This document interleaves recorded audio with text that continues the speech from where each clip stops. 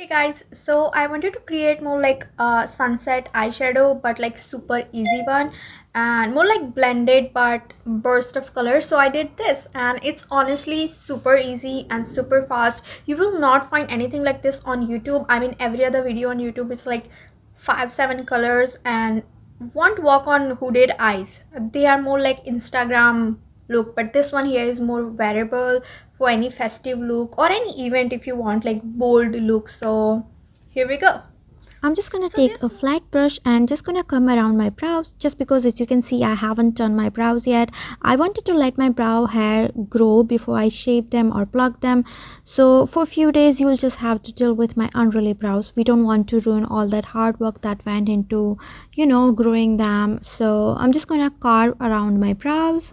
Okay, so grabbing this Revolution X Patricia Bright Rich in color palette. Now I'm gonna take this yellow shade here which is called Vitamin C, and I'm going to take that on one of my favorite blending brush. This is Pro Arte PE23 brush, and I'm gonna be applying that in as a transition color and then gradually work this in on my crease. Now I do have hooded eyes, so I'm gonna cheat the process a little bit and I'm gonna be applying this shade above my natural crease, still following my original crease as well.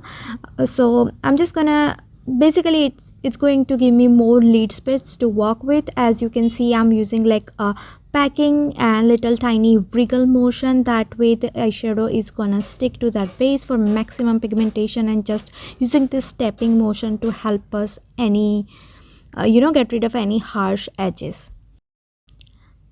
I'm now going to take the clean brush, again the same one PE23, and I'm going to dip it into this orangey shade called Yes Peaches, and I'm going to be dipping into this shade and I'm just going to be applying that just above the previous shade. We're doing this exact same steps and techniques. We're just going to be gradually walk towards that light yellow shade. We want to blend yellow into orange, but I still want the yellow to be present. Okay, so I'm gonna leave this blending here for now. This is just kind of the base. Now I'm going to cut the crease, and this is gonna give us a guideline of where we still need to blend, how the look is all coming together and everything. So yeah, I'm just gonna go ahead and do that again. Just cut the crease above my natural crease just to give us more lid space to work with. And you guys know the drill. I'm just gonna take some makeup remover on a q-tip and I'm just gonna remove all that excess base, so that way the excess product comes off.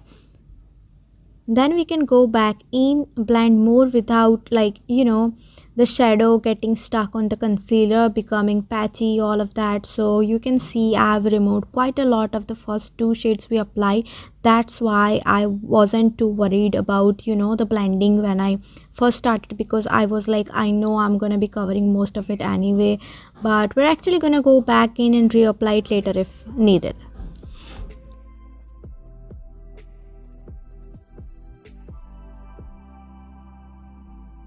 Just blending the edges with orange shade so it doesn't look too patchy.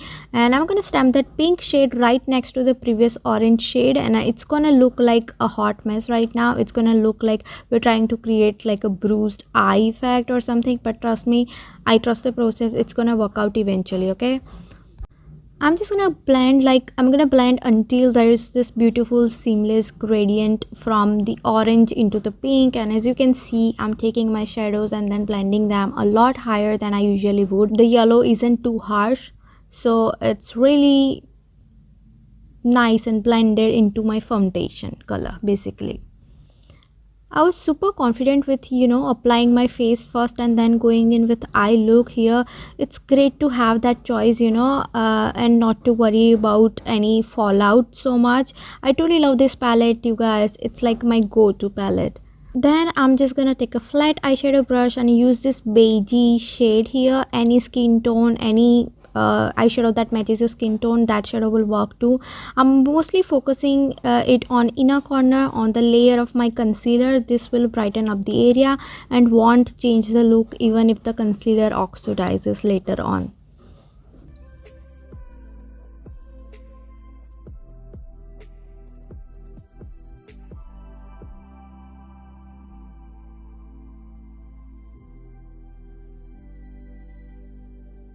So this is what I wore for my 26th January party. I loved it. I hope you did too. So that's it for today. I will see you in my next video. Bye and subscribe. Bye.